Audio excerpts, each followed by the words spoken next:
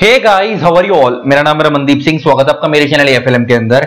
And guys, आज हम कर रहे हैं केएमपी वाले चैप्टर का नेक्स्ट लेक्चर और आज हमने करना है मैनेजरियल रेम्यूनरेशन से।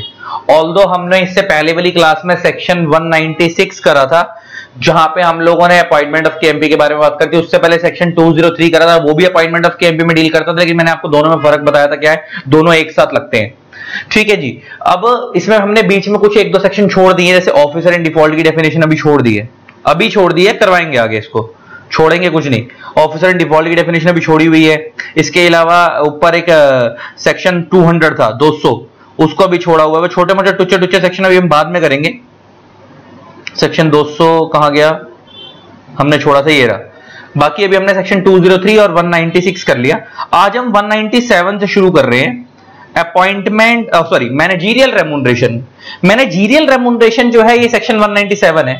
मतलब ये इसके बारे में बात करता है कि जो आपकी कंपनी में MD, whole time director, managers, part time directors. अच्छा, यहां पे एक चीज देखो, लिखा तो मैनेजरियल रेम्यूनरेशन है। अब मैनेजरियल मतलब केएमपी, तो बच्चे के दिमाग में छूटते ही केएमपी आता है तो बच्चा केएमपी सोच के MD, whole time director, manager सोचता है। लेकिन मैं एक चीज बता दूं, सेक्शन 197 में पार्ट टाइम डायरेक्टर भी कवर होते हैं, उनका रेम्यूनरेशन भी कवर होता है। तो अगर कोई बंदा फुल टाइम डायरेक्टर नहीं है, होल टाइम डायरेक्टर नहीं है, पार्ट टाइम है, कभी कभी आता चला जाता है, तो ऐसे लोग भी कवर होते हैं, उनके रेम्यूनरेशन के बारे में भी जिक्र होता है। तो मैं कहना ये चाह रहा हूं कि सेक्शन 197 में MD, WTD whole time director, managing director, manager, इसको हम दा मैनेजर बोलते हैं, और plus PTD, PTD stands for part time director, सब कवर है।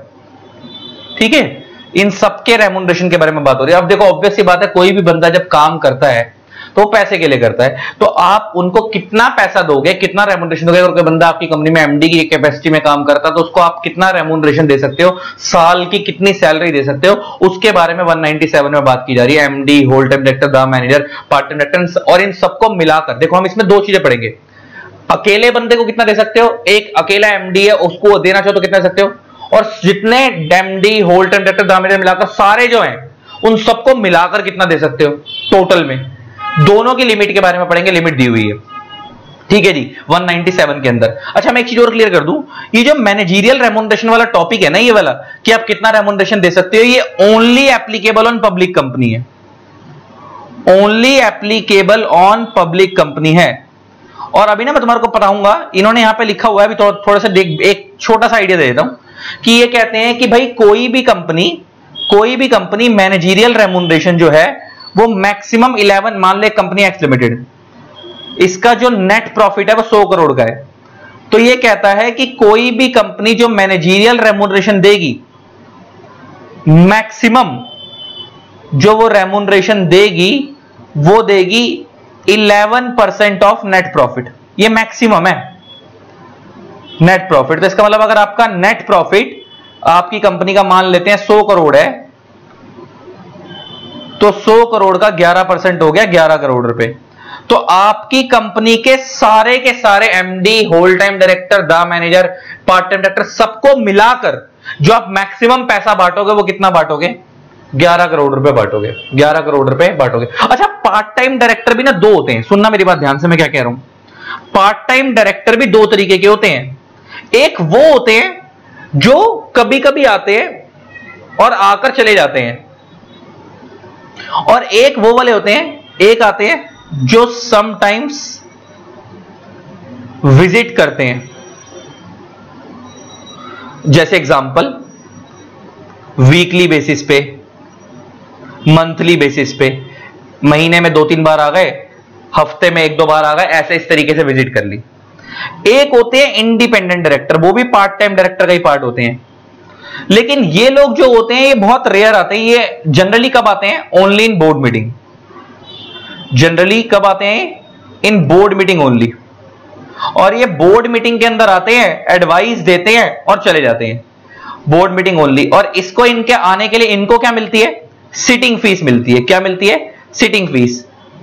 तो देखो, मैं कहना ये चाह रहा हूं कि जो हम 11% की लिमिट पढ़ रहे हैं ओवरऑल रेम्यूनरेशन की, मैंने तुम्हारे को बताया उसमें पार्ट टाइम डायरेक्टर भी कवर होंगे, लेकिन पार्ट टाइम डायरेक्टर वो वाले कवर होंगे जो मंथली बेसिस पे रेम्यूनरेशन ले रहे हैं, मतलब आते कभी कभी हैं लेकिन मंथली बेसिस पे सैलरी ले रहे हैं, ये वाले लोग।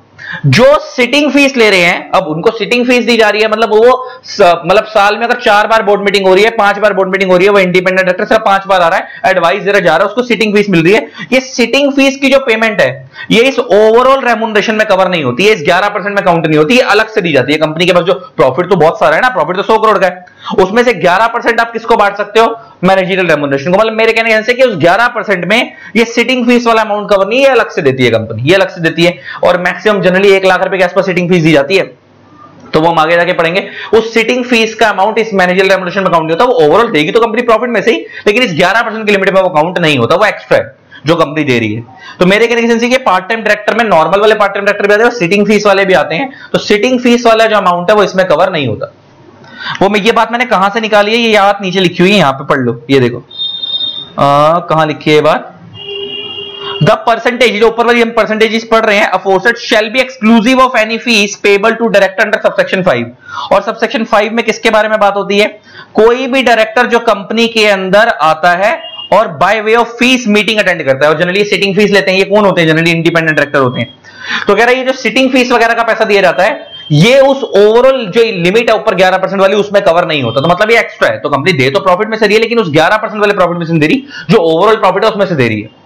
ठीक है जी, ये उसमें कवर नहीं होता, ये बताना था मैंने, बस एक तो ये बात हो गई। अब मैंने तुम्हारे को ये बताया कि भाई एक कंपनी खाली कितना नेट प्रॉफिट दे सकती है, कितना रेम्यूनरेशन बांट सकती है, 11% नेट प्रॉफिट। लेकिन मैंने बताया कि भाई ये जो लिमिट है ना, ये सेक्शन जो है ये ओनली पब्लिक कंपनी पे अप्लाई होता है।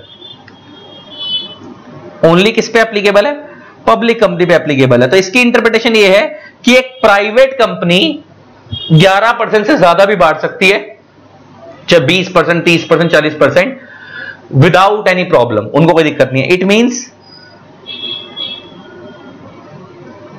Private company can distribute any percentage of profit without any problem,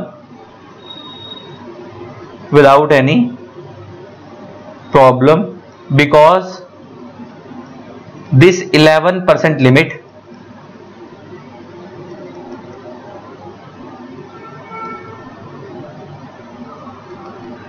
is not applicable on private companies.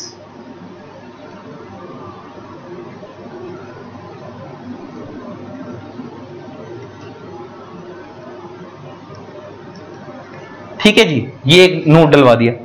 अब पढ़ना शुरू करते हैं सेक्शन को। ठीक है जी, शुरू करते हैं सेक्शन 197।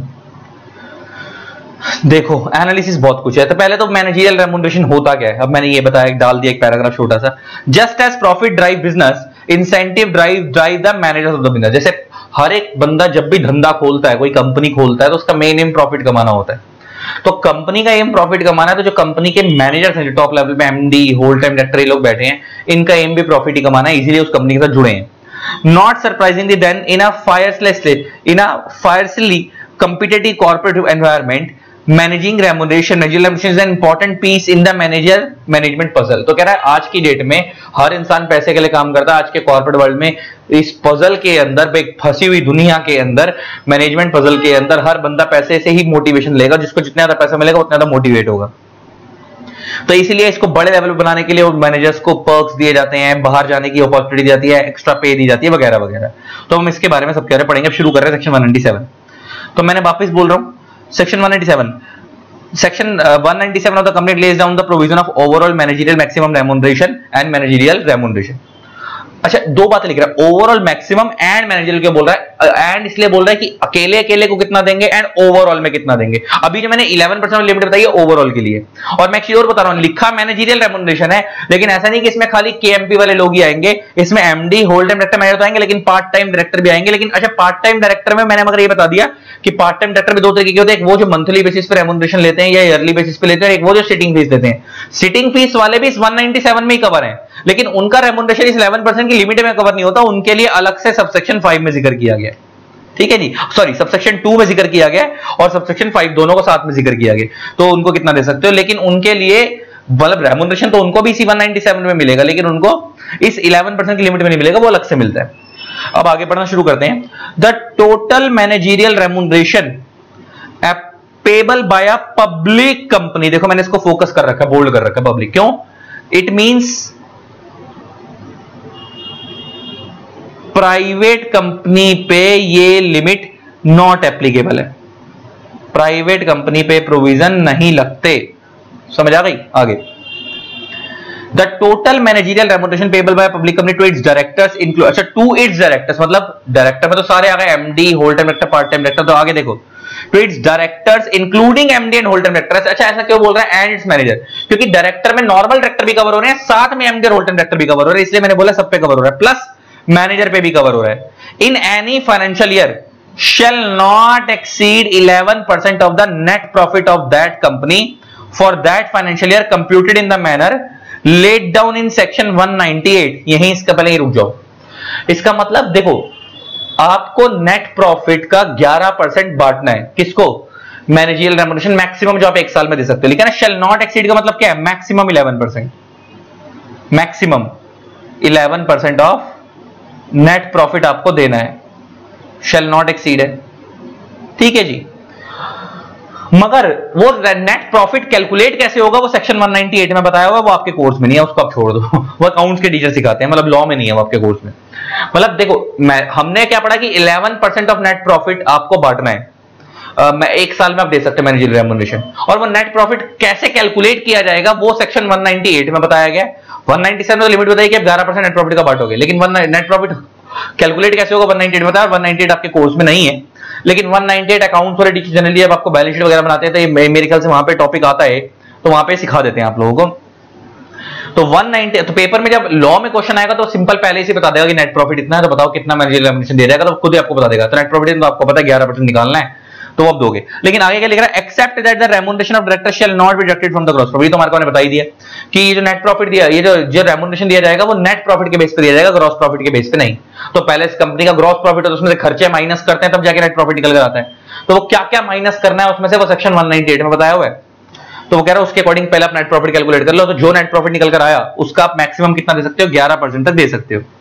आगे देखो लाइन क्या बोलता है, provided that the company in general meeting में authorize the payment of remuneration exceeding 11% of net profit of the company subject to the provision of schedule 5। schedule 5 का वैसे हमने लास्ट क्लास में जिक्र किया था, आपको याद होगा, मैं लास्ट क्लास जब सेक्शन 196 पढ़ा था तब भी हमने शेड्यूल 5 के बारे में पढ़ा था। आपको पता है कि कंपनी लॉ 7 शेड्यूल में डिवाइड है, शेड्यूल 2 डेप्रिसिएशन का, शेड्यूल 3 बैलेंस शीट का है, तो शेड्यूल 5 रेम्यूनरेशन के बारे में बात करता है और भी कई चीजों के बारे में बात करता है। अभी शेड्यूल 5 पूरा आपके कोर्स में डिटेल में है, अभी मैं पढ़वाऊंगा, आगे आएगा शेड्यूल 5। शेड्यूल 5 का पार्ट 1 हमने लास्ट क्लास में पढ़ा था, ये पार्ट 2 रेम्यूनरेशन के बारे में डील करता है। अभी हम इसके बारे में आगे जाके पढ़ेंगे, आगे जाके। अभी वो सिर्फ इतना कह रहा है कि अगर आप अपने इन ये की जो मैनेजरियल रेम्यूनरेशन है, अगर आप 11% से ज्यादा भी देना चाहते हो, एक्सीडिंग 11%, तो दे सकते हो। आपको जनरल मीटिंग में कंपनी को परमिशन लेनी पड़ेगी। जनरल मीटिंग का मतलब क्या है? शेयर होल्डर से परमिशन लेनी पड़ेगी। शेयर होल्डर से परमिशन लेने का मतलब क्या है? कि रेजोल्यूशन पास करवाना पड़ेगा। अब क्वेश्चन यह आता है कि कौन सा रेजोल्यूशन पास करवाना है, ऑर्डिनरी या स्पेशल? अब सुनना बात ध्यान से, तुम्हारे लोगों को याद होगा मैंने बता रखा है कि जनरली जब भी स्पेशल रेजोल्यूशन पास होगा तो पूरे लॉ में स्पेसिफिकली लिखा होता है कि स्पेशल रेजोल्यूशन पास होगा।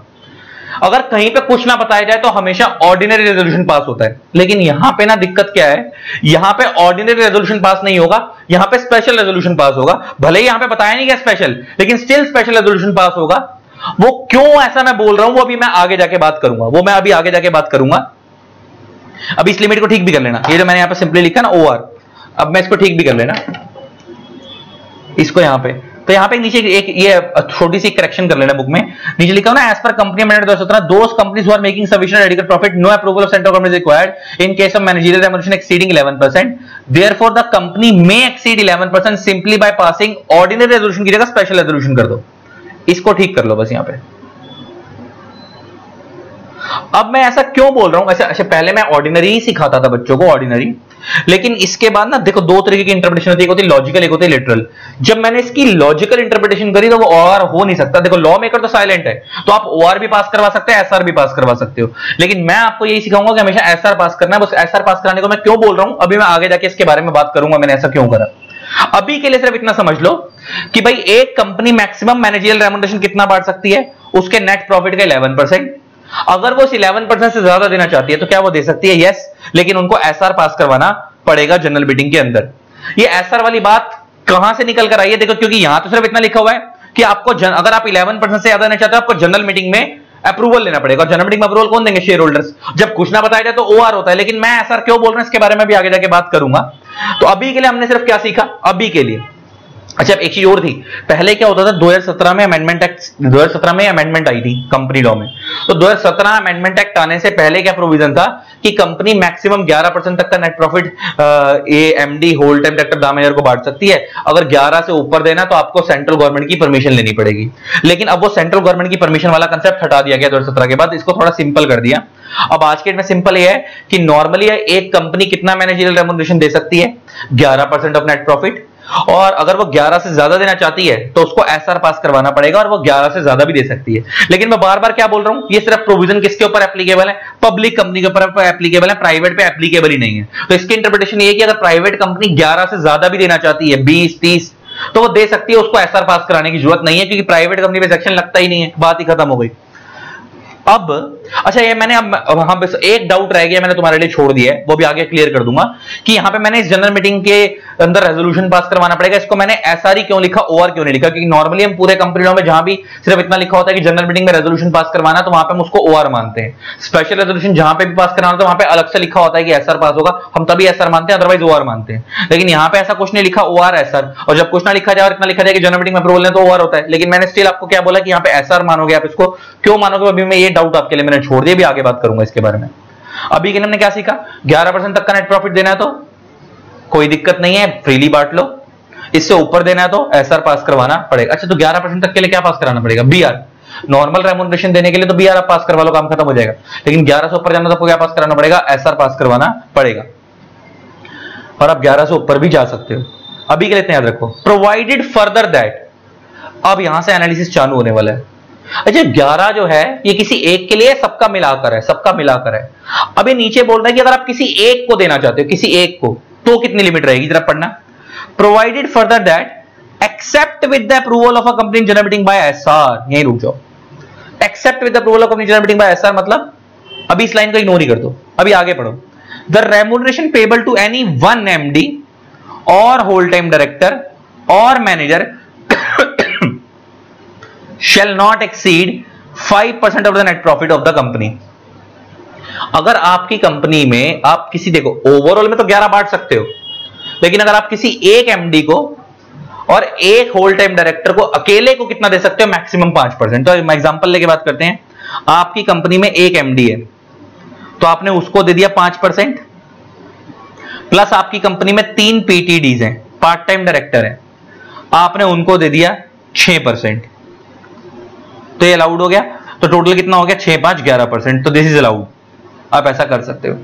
मतलब एक बंदे को कितना दे सकते हो? किसी एक एमडी को मैक्सिमम 5, ओवरऑल में 11, लेकिन एक को कितना दे सकते हो? मैक्सिमम 5%। अच्छा, वो आगे क्या बोलता है? And if there is more than one such director, अच्छा वहां पे एक एमडी, एक होल टाइम डायरेक्टर तो 5।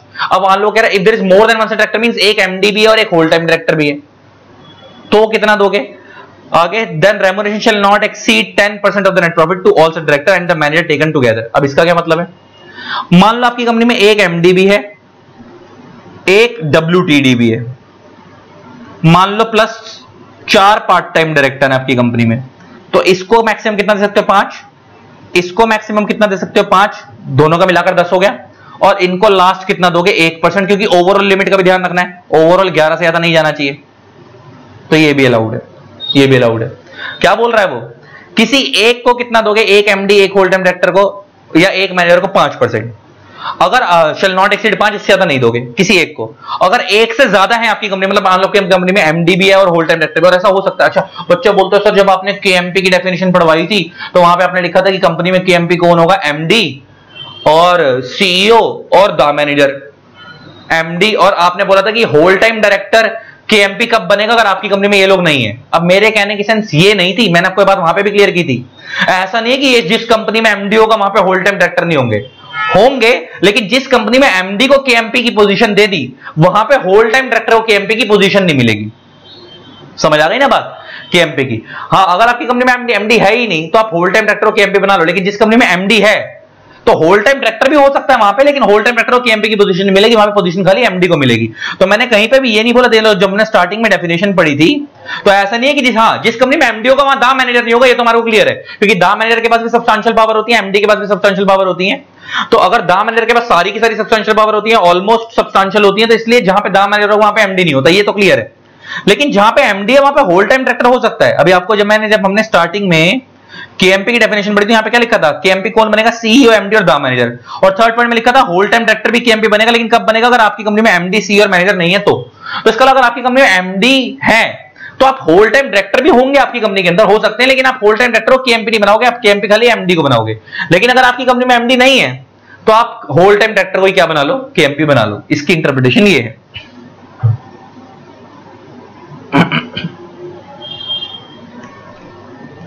अब आगे बढ़ते हैं। तो मैंने अब क्या बताया कि भाई सबका मिलाकर कितना होगा, 11%, और अगर किसी एक एमडी और होल टाइम डायरेक्टर को देना है तो वो कितने से, या एक दा मैनेजर का, तो वो 5% से ज्यादा नहीं दोगे। तो मैंने एक एग्जांपल लेके बताया कि एक एमडी को 5%, बाकी पार्ट टाइम डायरेक्टर को दे दिया 6%, तो 11 हो गया।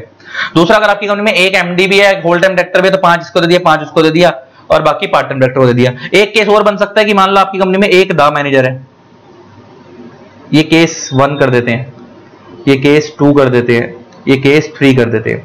मान लो आपकी कंपनी में एक मैनेजर है, अब आप मैनेजर है तो वहां पे एमडी तो होगा नहीं, लेकिन होल टाइम डायरेक्टर हो सकते हैं। मान लो वहां पे एक WTD है और 4 PTDs हैं, पार्ट टाइम डायरेक्टर, तो सबका मिलाकर कितना होगा, 11। इसको दोगे 5, इसको दोगे 5 और इसको दोगे 1%। समझ आ गई बात? इस तरीके से ऑल सेट डायरेक्टर्स। हाँ, आगे बढ़े जी। अब सेकंड पॉइंट, द रेम्यूनरेशन पे। अच्छा, एक लाइन, अभी ये लाइन मिस हो गई, अब इसको भी खत्म करते हैं, जो ऊपर लाइन छुड़वाई थी।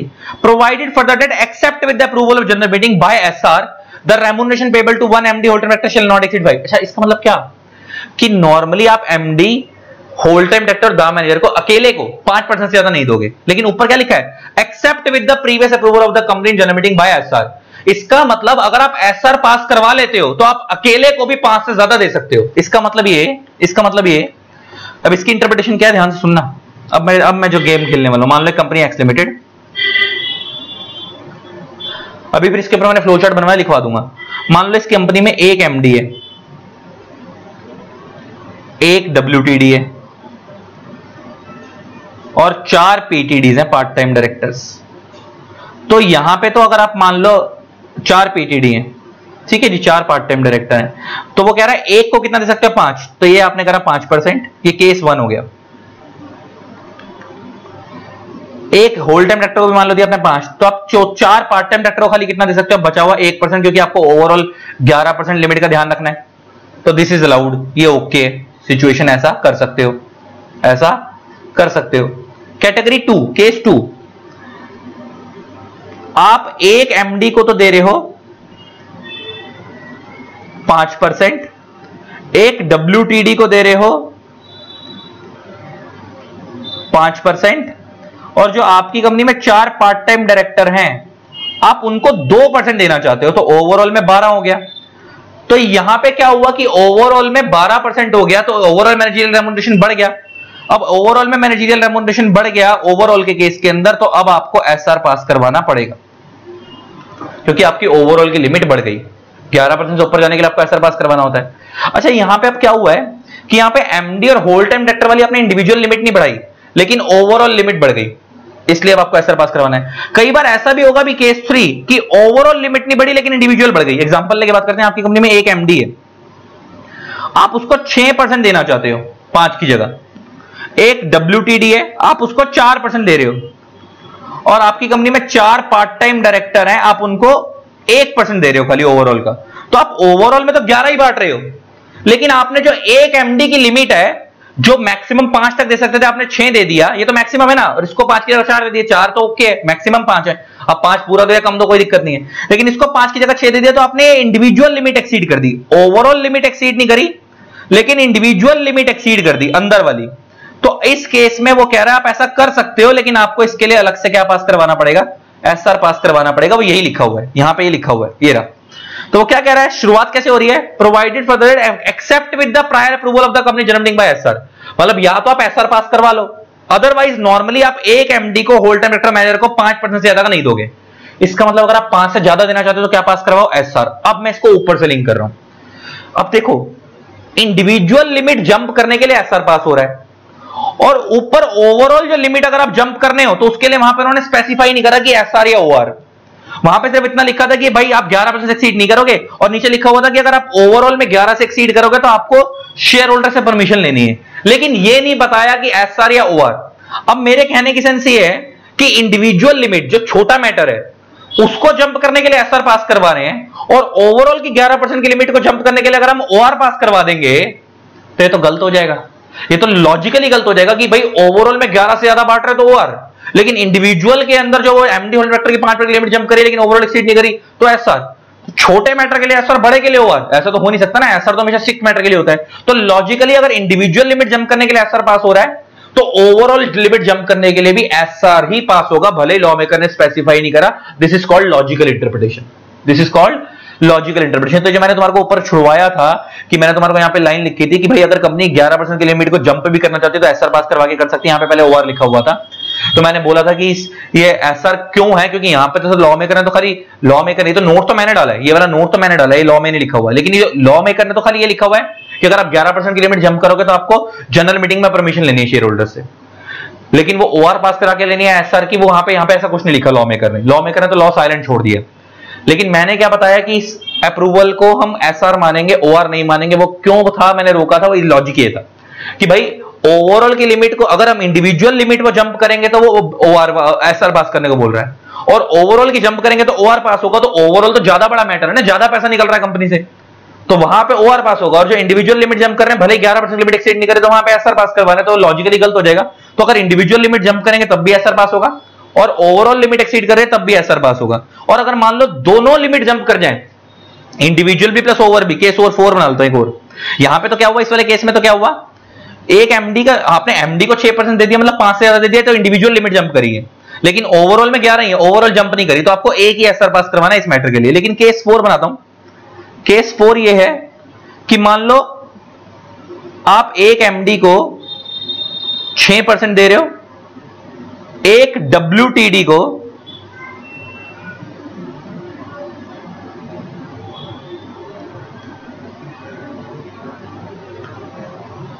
एक एमडी को 7% दे रहे हो, एक डब्ल्यूटीडी को 4% दे रहे हो, और 4 आपकी कंपनी में पार्ट टाइम डायरेक्टर हैं उनको आप 1% दे रहे हो।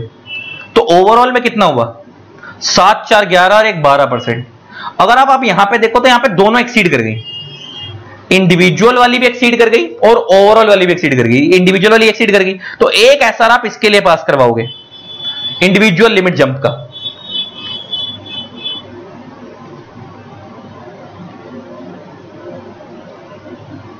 और एक आपकी जो ओवरऑल लिमिट जंप कर गई एक्सीड कर गई 11%, एक एसआर इसके लिए भी पास होगा, एक एसआर यहां भी पास होगा। तो 2 एसआर पास होंगे अलग अलग, एक ओवरऑल लिमिट जंप करने का, एक इंडिविजुअल लिमिट जंप करने का। बात समझ आ गई जी, कहानी समझ आ गई। और आगे बढ़ते हैं, और आगे क्या बोलते हैं।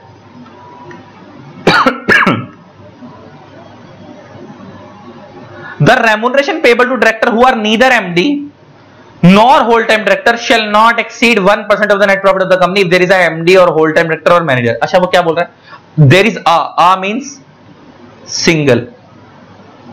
तो अगर आपकी कंपनी में एक ही एमडी है, एक ही होल टाइम डायरेक्टर है, तो उनका 1% से ज्यादा एक्सीड नहीं करना चाहिए। अब सुनना बात ध्यान से, क्या अब मैं किसको कैसे बना रहा हूं,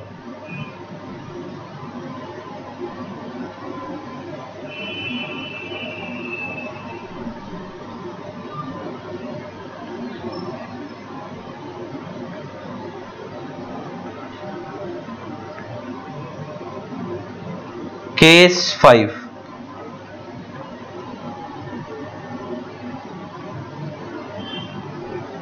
आपकी कंपनी में एक एमडी है बस और कोई नहीं है, और 4 पार्ट टाइम डायरेक्टर हैं।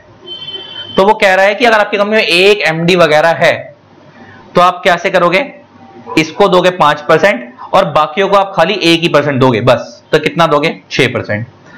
केस 6, अगर आपकी कंपनी में एक से ज्यादा है तो पार्ट टाइम डायरेक्टर को तो एक्सीड करना ही चाहिए, तो एक एमडी है और मान लो एक WTD भी है, ऐसा भी है, प्लस पार्ट टाइम डायरेक्टर भी है 4, तो ये वाली सिचुएशन मैंने पहले समझा दी।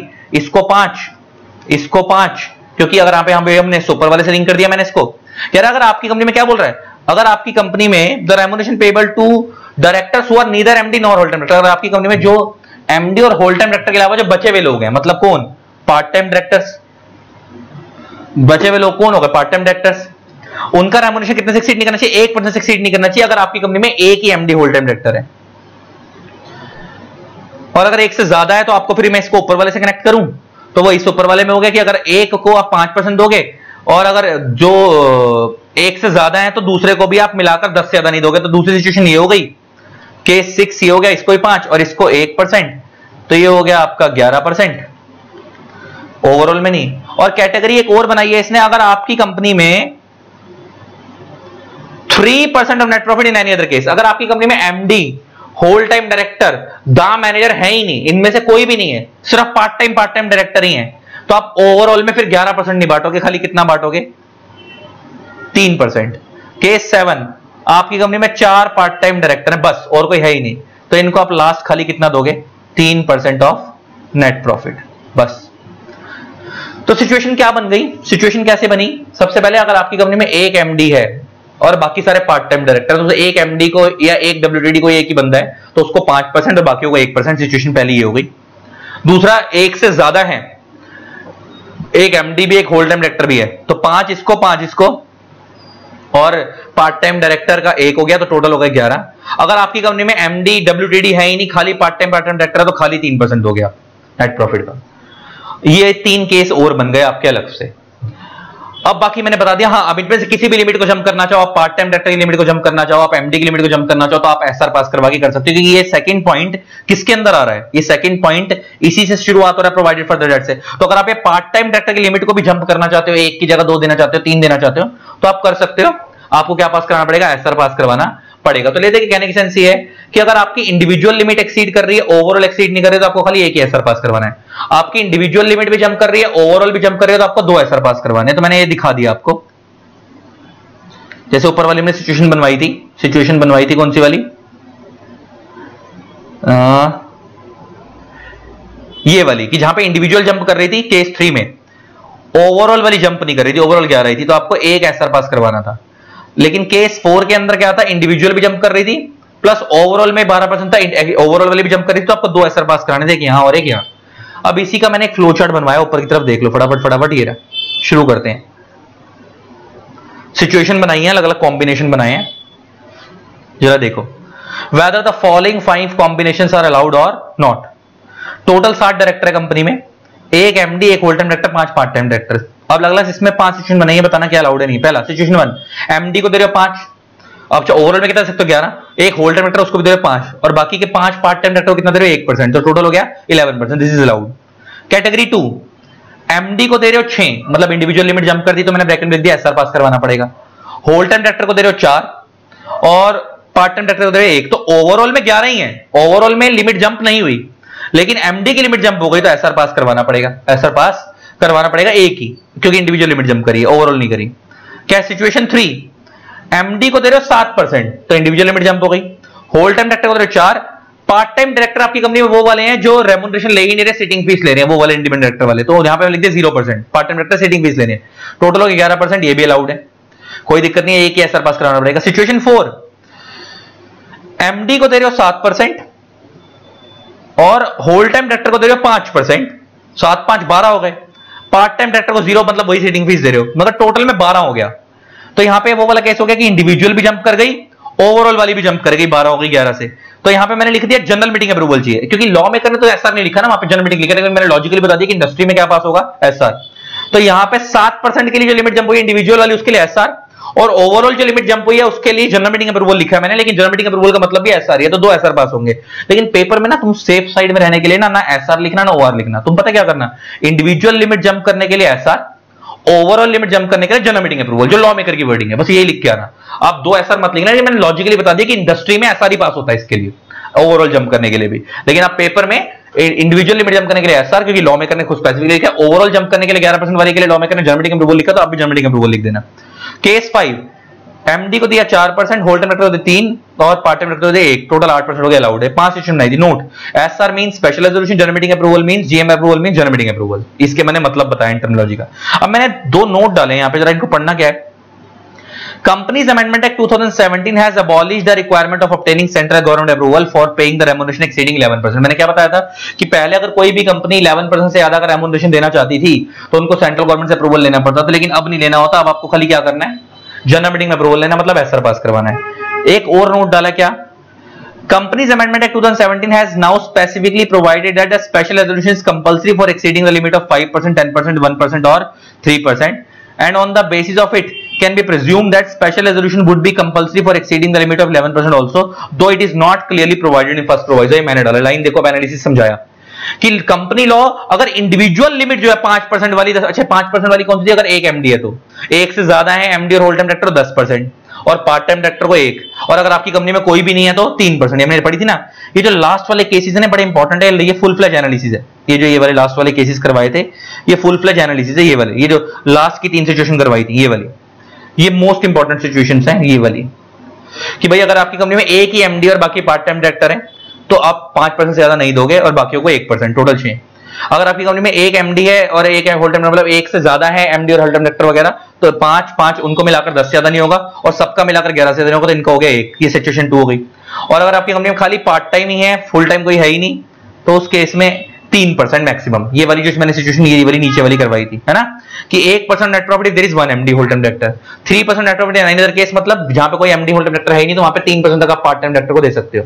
लेकिन अगर आपकी कंपनी में एमडी होल टाइम डायरेक्टर वगैरह है तो उनको खाली 1 ही दोगे। और मैंने बोला अगर आप 1 से ज्यादा देना चाहते हो या उनकी लिमिट को या पार्ट टाइम डायरेक्टर की लिमिट को किसी को भी जंप करना चाहते हो तो कर सकते हो, लेकिन आपको एसआर पास करवाना पड़ेगा। वो मैंने सारे एनालिसिस करके दिखा दिया आपको।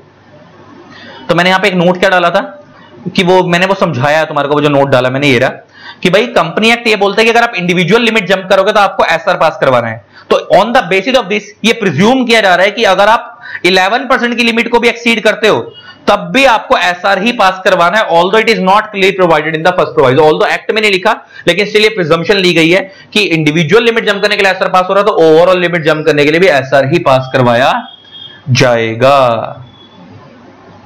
कहानी समझ आ गई है, कहानी समझ आ गई है। Provided also that where the company has defaulted in the payment of dues to any banks or PFI institution or non-convertible debenture holders or any other secured creditor, the prior approval of the bank or PFI concern or the non-convertible debenture holder or the other secured creditor as the case may be shall be obtained by the company before obtaining the approval in the general meeting। मतलब ये कहना चाह रहा है, देखो तुमने अगर तुम्हारी कंपनी ने क्रेडिटर से पैसा ले रखा, सिक्योर्ड क्रेडिटर से, बैंक से पैसा ले रखा, उधार ले रखा, लोन बांट रखे हैं और तुमने उनकी पेमेंट का डिफॉल्ट कर रखा है, आपने उसमें क्या कर रखा है, डिफॉल्ट कर रखा है, तो आप ये रेम्यूनरेशन की लिमिट को अगर आप जंप करना चाहते हो तो आप इस 11% की लिमिट को जंप करना चाहते हैं, इंडिविजुअल लिमिट को जंप करना चाहते हो तो आपको पहले उस बैंक से या उन क्रेडिटर्स वगैरह से अप्रूवल लेना पड़ेगा। और लॉजिकली सही है ना, बैंकों का तुम पैसा मार के बैठे हुए हो, क्रेडिटर्स का तुम पैसा मार के बैठे हुए हो, उनका तुम पैसा नहीं दे रहे, रेम्यून मैनेजरियल वाले लोगों को आप उनकी लिमिट से ज्यादा का रेम्यूनरेशन दे रहे हो। तो वो क्या कह रहा है, अगर where the company default payment due to any bank और पीएफआई और any security prior approval of the PFI concern of the, इन सब का अप्रूवल लेना है before obtaining the approval general meeting. तो जनरल मीटिंग में अप्रूवल आप कब लेते हो, जब आप लिमिट जंप करते हो। तो लिमिट आप जंप करके उनको तो रेम्यूनरेशन जितनी लिमिट लॉ बोलता है उससे ज्यादा दे रहे हो और इन क्रेडिटर्स का पैसा मार के बैठे तो ऐसा अलाउड नहीं है। तो वगैरह क्रेडिटर्स का अगर आपने पैसा मार रखा है, डिबेंचर होल्डर्स का पैसा मार रखा है, बैंकों का पैसा मार रखा है, तो पहले उनसे भी परमिशन लो, मीटिंग बुलवाने से पहले, जनरल मीटिंग बुलवाने से पहले उनसे भी परमिशन लो। ये बाद में इंसर्ट हुआ, पहले नहीं था कि भाई हम शेयर होल्डर्स को, हम अपने मैनेजरियल पर्सनल्स को 11% से ज्यादा देना चाहते हैं, आप लोगों को कोई दिक्कत तो नहीं है, बैंकों को अगर वो अलाउ करते हैं तभी आप एसआर पास करवा के उनको 11% से ज्यादा दोगे या इंडिविजुअल लिमिट जंप करके दोगे, अदरवाइज नहीं दोगे। अच्छा, इसके लिए भी मैंने एक नोट डाला है, या अप्रूवल लेना है लेकिन कैसे लेना है, किस तरीके से लेना है, अप्रूवल लेने का मेथड क्या होगा कुछ नहीं बताया, तो मैंने एक नोट 3 डाला है। Companies Amendment Act 2017 has inserted third proviso requiring the prior approval of bank etc. But the method of obtaining such prior approval is not specified। Method क्या है, मतलब अप्रूवल किस तरीके से लेना है, 50% मेजॉरिटी, मोर देन 50% मेजॉरिटी से, 75% majority से। तो हम अगर कुछ नहीं बताया तो वैसे मोर देन 50% से लेंगे, लेकिन अप्रूवल लेने का मेथड इन्होंने नहीं बताया कि किस तरीके से अप्रूवल लेना है। ये भी एक लॉ मेकर का लूप होल छूट गया, लेकिन स्टिल हमें समझ आ गया। तो अब हमारे को कितना रेम्यूनरेशन हम बांट सकते हैं, हमारे को समझ आ गया जी। ओवरऑल में पहली बात तो पब्लिक कंपनी में लग रहा, प्राइवेट में नहीं लग रहा। पब्लिक कंपनी प्राइवेट कंपनी 11% से ज्यादा भी नेट प्रॉफिट बांट सकती है, जितना मर्जी बांट सकती है, कोई दिक्कत नहीं है। Public company overall managerial remuneration MD, whole time director, part time director, दामेनर सबका मिलाकर 11% से ज्यादा नहीं देगी। 11% से ज्यादा जाना है तो एसआर पास करवाना पड़ेगा। और कैटेगरी 2 अगर इंडिविजुअल लिमिट जंप हो रही है लेकिन ओवरऑल 11 वाली एक्सीड नहीं कर रही है, जो मैंने भी तुम्हारे को सिखाया, तो भी एसआर पास करवाना पड़ेगा। और अगर दोनों लिमिट जंप कर रहे हैं तो 2 एसआर पास करवाने पड़ेंगे, ये भी मैंने सिखा दिया। प्लस प्लस प्लस और के बाद बता दी मैंने, सारी सिचुएशन समझाई थी कि अगर आपकी कंपनी में एक एमडी है और बाकी पार्ट टाइम डायरेक्टर है, या एक होल टाइम डायरेक्टर बाकी पार्ट टाइम डायरेक्टर, बाकी मतलब कोई बड़ा वाला डायरेक्टर नहीं है, केएमपी वाला नहीं है, तो आप उसको दोगे 5 और बाकियों को 1। अगर आपकी कंपनी में एक एमडी भी है और एक होल टाइम डायरेक्टर भी है तो मिलाकर 2 लोगों के बड़े बड़े, तो इन दोनों को 5-5 मैक्सिमम, टोटल 10, और बाकी पार्ट टाइम डायरेक्टर को 1, टोटल 11। और अगर आपकी कंपनी में ना एमडी है ना होल टाइम डायरेक्टर ना मैनेजर कुछ भी नहीं है, खाली पार्ट टाइम डायरेक्टर है, तो उनको 3% तक दे सकते हो मैक्सिमम। और सारे ही हैं तो सबका मिलाकर 11%, और इंडिविजुअली एमडी और होल टाइम डायरेक्टर का 5% ज्यादा नहीं दोगे।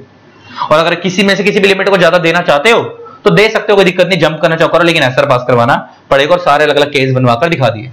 ठीक है जी, चलो अब आगे बढ़ते हैं।